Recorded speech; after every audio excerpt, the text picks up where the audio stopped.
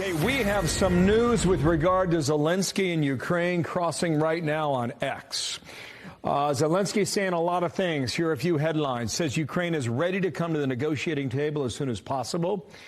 Says about the clash in the Oval Office, it is regrettable that it happened that way. He says it's time to make things right.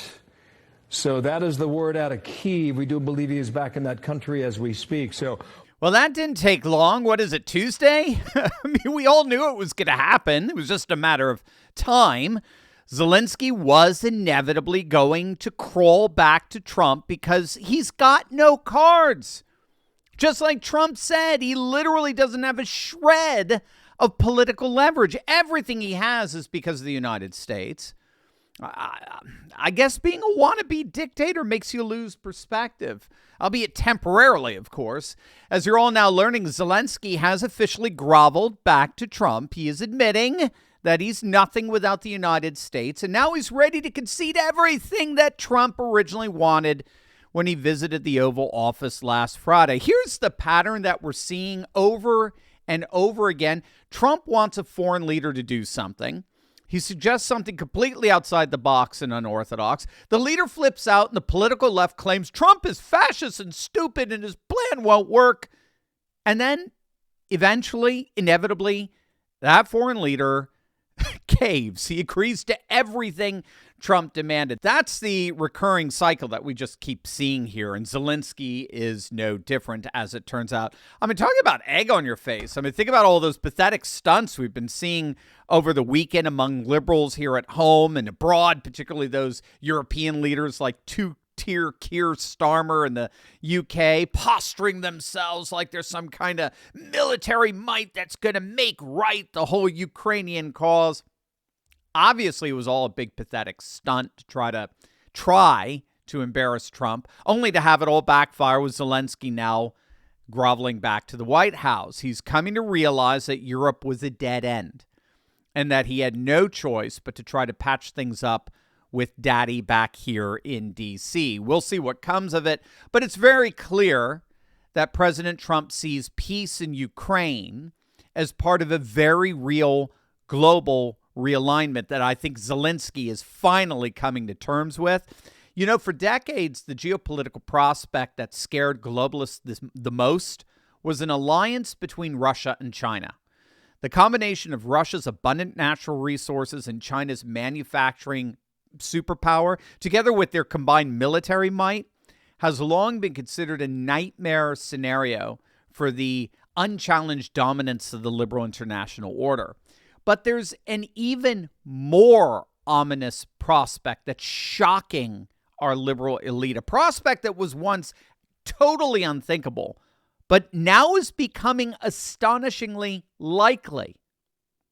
An emerging alliance between the Russian Federation and the United States. That, I believe, is what ultimately broke Zelensky. His realizing that Russia and America were realigning, which means that there is no possible way Ukraine comes out of this ahead. You may have seen this. Bloomberg is reporting that as of today, Russian President Vladimir Putin has agreed to help broker nuclear negotiation talks between the United States and Iran. Apparently, Trump proposed this to Putin during one of their recent phone calls, and the issue came up again in Riyadh during the recent peace negotiations with the Russian delegation in Saudi Arabia between the American delegation and Russian delegation.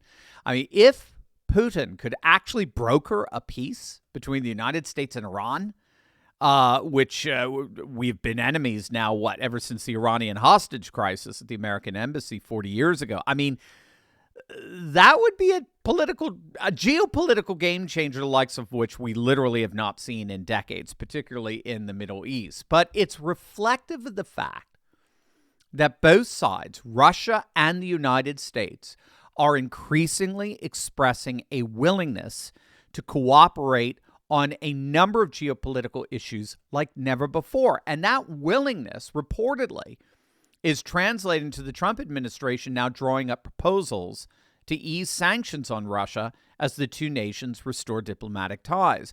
Russia, of course, has faced a blitzkrieg of sanctions over the last 3 years since its invasion of Ukraine back in February of 2022, including the freezing of Russia's foreign assets and kicking Russian central banks off of SWIFT, the worldwide financial transaction platform. All of that appears now to be going through a process of reversal as Trump is publicly pivoting more towards Putin than he is either towards Ukraine or even Europe as a whole. And wait until you see what the connective tissue is for this realignment. This is going to absolutely blow your mind. But first, gang, now that Fauci has been pardoned, RFK is obviously going to unearth what most of us already knew about the pandemic. Unfortunately, this effort's not going to help the tens of millions who have never felt the same after getting the virus or the mRNA shots. We all know someone with a personal story. They've been forced to release a detailed list of side effects associated with its COVID-19 shots.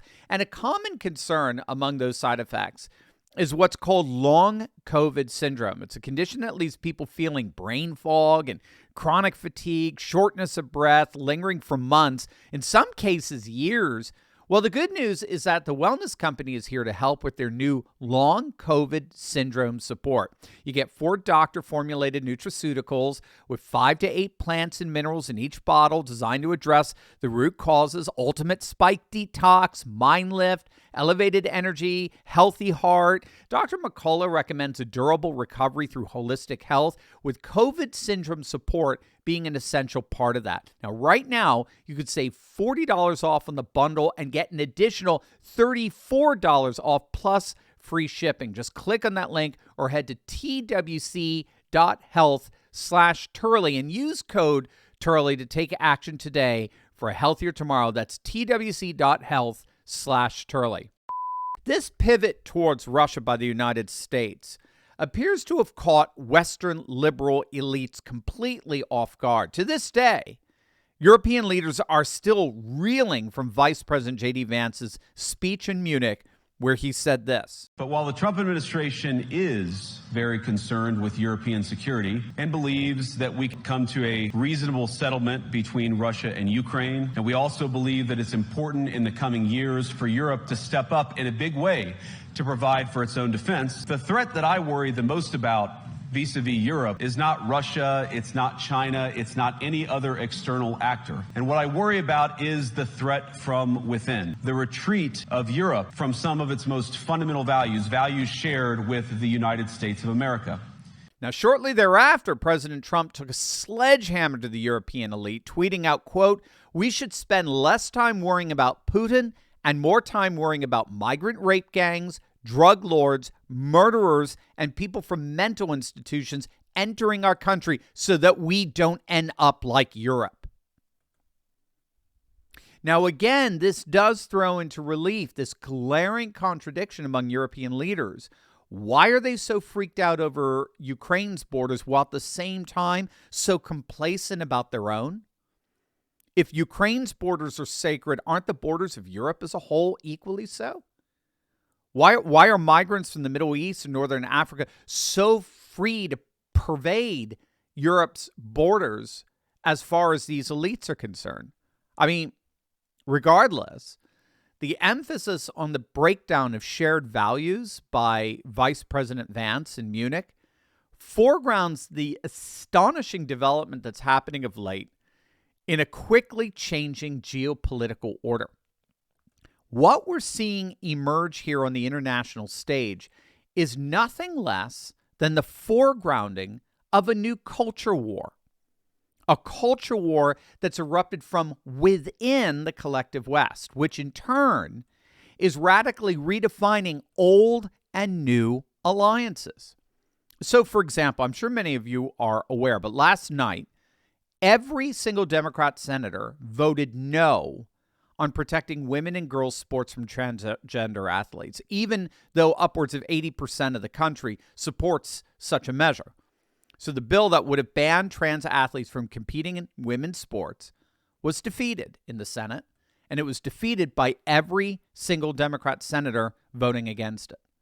And the question that elicits is this: what on earth do we have in common with such people? How does the MAGA movement even begin to find common ground with a political party that votes like this, in mass, in unison? Well, this is exactly what's driving particularly the Christian conservative wing of MAGA towards a realignment with the Christian traditionalist sentiments of Russia. And this, like Zelensky's groveling, is entirely predictable given how the left in the West has completely abandoned any pretense towards fostering the framework for a universal Christian civilization. But in Russia, Christian civilization's flourishing. In rebuilding their nation after 7 decades of communism, the Russian Orthodox Church has risen to a public prominence not seen since the days of the czars. And in a rising civilizationalist world where the great religions are all returning as part of this reawakening of the ancient civilizations of Russia and China and India and Iran and Turkey and the like, Trump appears to be deliberately pivoting the United States to play a major role within this rising civilizationalist world. And the connective tissue to that world is our own distinctively American evangelical Christian tradition. What this means is that the United States under Trump may indeed end up more aligned with traditionalist Orthodox Russia than we are woke secular Europe, which further means, closing the loop here, Zelensky, I think, came to realize that he was ending up finding himself on the opposite side of the United States. Hence why he's come back to so quickly grovel before Trump. We are in the midst of a very new world that's rising, an ancient future world where the old secular alliances of the past are dying and new civilizational alliances are indeed rising. It is an astonishing world. And unfortunately for Volodymyr Zelensky, he is finding himself on the wrong side of things. By the way, click on the link in the description below to get all these articles and tweets I reference throughout my videos emailed to you each and every day. You're going to love it. We want you to have the best resources out there to convince your family and your friends of this new MAGA super age that's rising here.